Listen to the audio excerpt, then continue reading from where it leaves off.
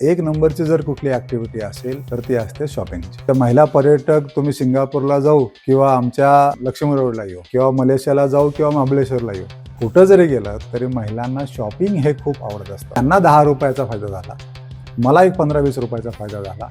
ज्वारी असेल, बाजरी असेल, नाचणी असेल, हे आपण लहानपणापासून खात आलेलो आहोत. त्याचं महत्त्व आता शहरातल्या लोकांना कळायला लागलेलं आहे. आता ग्राहक जर आपल्या फार्मवरती आला तर आपल्याला पर्यटनाच्या बरोबर आपल्या शेतीच्या उत्पन्नामधून सुद्धा पैसे मिळणार आहेत. तर ते कसे? तर आलेल्या पर्यटनामधून आपण जनरली पाहत असाल की पर्यटनामध्ये सगळ्यात एक नंबरची जर कुठली ऍक्टिव्हिटी असेल तर ती असते शॉपिंगची. बरोबर.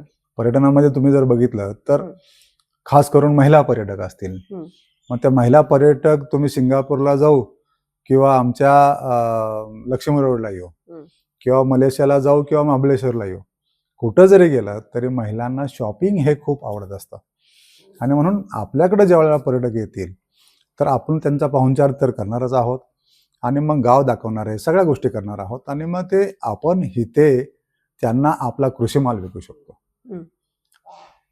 आता उदाहरण द्यायचं म्हणलं तर माझ्या या खरीप सीझनची जी बाजरी होती ती अख्खी बाजरी मी आलेल्या पर्यटकांना 40 रुपये किलोने विकलेली आहे. आणि मग हीच जर बाजरी मी घेऊन माझ्या इथं घाऊक बाजारात गेलो असतो तर मला 13 आणि 14 रुपयाचा किलोचा भाव मिळत होता आणि मग तोच मला 40 रुपये मिळाला. आता तुम्ही जर म्हणाल की शेतकऱ्या पर्यटकांना कसं परवडलं, तर बाजरी आता 45-50 रुपये किलोने पुण्यामध्ये मुंबईमध्ये मिळते. त्यांना 10 रुपयाचा फायदा झाला, मला एक 15-20 रुपयाचा फायदा झाला आणि त्याच्यामुळं ह्याचं उत्पन्न मिळालं. आता मी जर समजा आणखीन थोडासा प्रोग्रेसिव्ह फार्मर असेल किंवा आणखीन थोडासा विचार करणार असेल तर मग मी बाजरी तर विकेलच, पुढे जाऊन मी बाजरीचं पीठ पण विकू शकतो.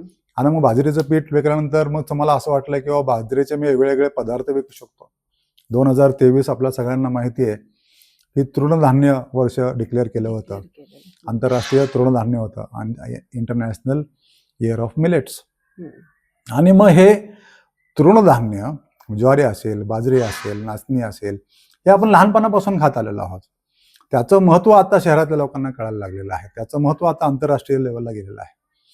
आणि मग ज्वारी विका, ज्वारीचं पीठ विका, त्याचे पदार्थ केलेले विका. तुमच्याकडे हरभरा असेल, हरभऱ्याचं पीठ विका, हरभऱ्याच्या पिठाच्या पदार्थ केलेले विका, चकल्या विका.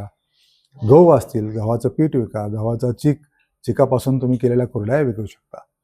जसं जसं तुम्ही तुमच्या प्राथमिक कृषी मालाला त्याचं रूपांतरित व्हॅल्यू ॲडिशनमध्ये कराल तसं तसं तुम्हाला त्याच्यामधून उत्पन्नाचं साधन मिळणार आहे.